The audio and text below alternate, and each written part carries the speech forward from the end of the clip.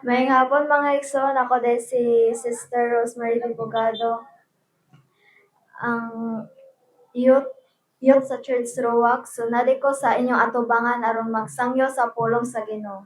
Magtestimony di ko sa akong kinabuhi sa una. Ako din sa una maigsoon kay kalibutanon kay ko, sige ko og TikTok. Wala ko'y panahon sa Ginoo. Puro ako si pambakak sa akong mamag papa. Walay kabaguhan, sige og pangaway sa akong mga igsoon ug sa diyang umabot nga panahon nakaila jud ko sa Ginoo ug daghan kay mga problema akong napagsulay ug ako itema sa inyo kay ayaw kaluya sa mga problema. Bisan unsa pa na mga problema igsoon dapat nga faithful pagyapon ta sa Ginoo. Dili ta magpadala diri sa kalibutan kay ang kalibutan karon maigsoon lumalabay ra man ni kay ang Ginoo hapit na siya mobalik mga igsoon. Naa diri sa Joshua 1 verse 9. Hinumdumi ang akong sugo nga magmaligon ka o magpasiugon ayaw kahadlok o kaluya tungod kay ako ang Ginoo nga imong Dios maguban kanimo bisan asa ka. Bisan asa ta maigsoon na Ginoo ana jud siya kanunay bisan unsa man ay mong mga problema gipanglutos ba kasi mong mama gipang kuha pa kasi mong mga pamilya diha ayaw ka walang paglaom. Pray always maigsoon kay ang pag-ampo is powerful jud kay na siya maigsoon. Dili na siya ang pag-ampo, dili na siya nang tiyaw-tiyaw lang ang pag-ampo. Ang pag-ampo para lang moduol ta sa Ginoo. Napo diri sa Isaiah 41 verse 10. Ako isa sa iyo, huwag ka matakot, ako ang iyong Diyos. Hindi ka dapat mangamba, palakasin kita at tulungan at ingatan kita at ililigtas.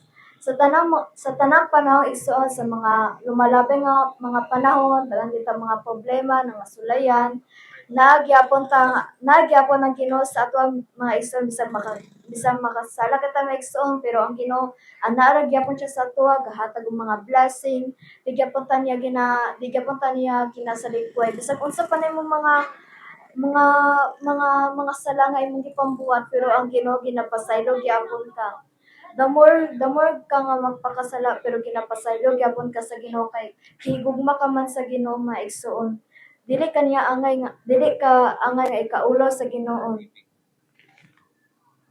Napadala sa First Pedro 4 verse 1. Tungod kay si Kristo nagantos man niining kinabuhi kinahanglan nga kamo andam usab sa pag-antos niining kinabuhi. Kamo sumala sa kabubuton sa Dios ug dili na sa tawhanong kailuggon. Sa tanang panahon maigsoon kay tungod si Kristo man sa una kay nag-antos man siya sa krus.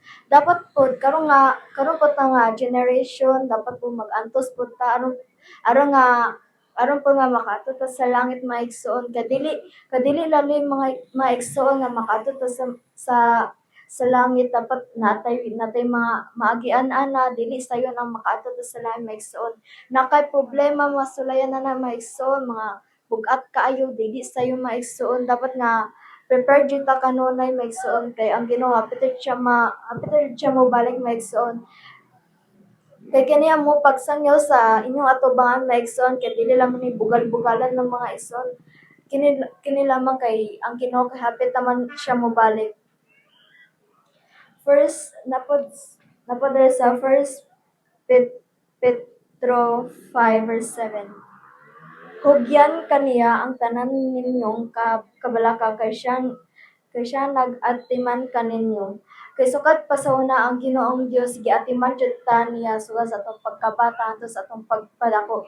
Nagyapon ang Ginoo sa ato namatay mga usa-usa mga guardian angel nga gabantay sa tuwa kung sa atong mga sala gina-record nila kung karon maigsoon nag-antos man ka sa mong problema karon iampo na maigsoon kay ang pag-ampo powerful jud kay na siya maigsoon dili siya tiyaw-tiyaw nga pag-ampo maigsoon.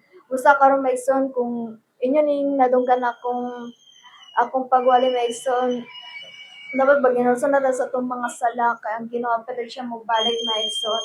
dili tiyaw-tiyaw ang iyang pagbalik maigsoon kay narito sa Bible nga siya hapit na siya mogbalik wa ta kabalo kay bisan ang anghel sa langit wala sila kabalo kung kano sa mogbalik ang Ginoong Kristo.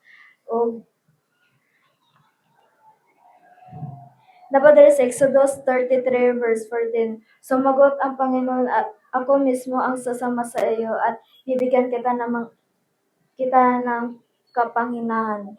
Once nga ikaw nga naana ka sa Ginoo, dagan maka mapagsulay kung ikaw ang imong Espiritu Santo gihatag nimo sa Ginoo, tigaan pag kaniya kuan ka na peaceful nga hunahuna o kasing-kasing nga mga kasing-kasing ba nimo maigsuon nga puno sa pagdumot kasi nakalagot sa imong igsuon puno sa mga problema sa mga hunahuna kana siya maigsoon walon na siya sa Ginoo.